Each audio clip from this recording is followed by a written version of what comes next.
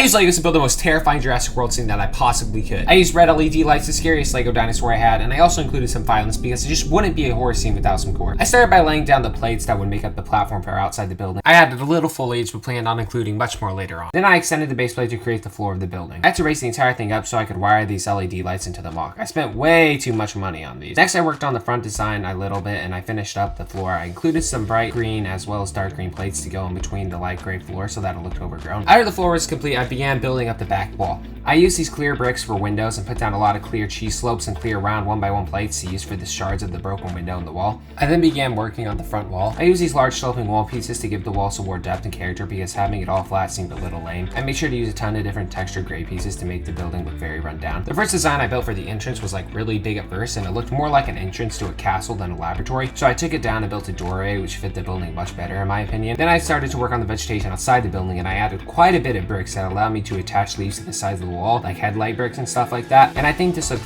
really great for vines growing everywhere. I absolutely jam-packed the outside area with flowers and plants, making it look like no one had been through there in ages. The next step was to make the inside look like a place where Jurassic Park scientists would hang out. I made this nice little desk with a coffee cup and added some clips with shots on the wall along with a little pipe. Now it's time for some of the horror aspect. I added a skeleton to the mock but then decided that wasn't cool enough, so I used some maroon pieces and ripped apart the entire wall to add them in so it looked like dried blood, and the result looked so good. I added a broken down door and then just covered the entire place of vegetation. I put one of the soldiers on the floor with the Dilophosaurus's claw pinning him down, and I used translucent red pieces as blood. Then I covered the walls with these leaf pieces for vines, which really seemed to finish the overgrown effect of the inside of the building. I threw in some more soldiers, one who had this epic custom Lego AK-47 and another that had a Clone Army Customs minigun. Speaking of which, this video is sponsored by Clone. Just kidding, I don't have a sponsor for this video sadly, but you should like and subscribe so I can get a sponsor and make better videos for y'all. Thanks! Anyways, the plan now was to finish up the back wall and work on the roof. I built it upside down on my table like this because building it directly on the mock would be way too hard. I added LED lights and tons of vegetation as well as chains so that they would hang from the ceiling. When I was finished making it, I stuck the ceiling on the top of the building and it fit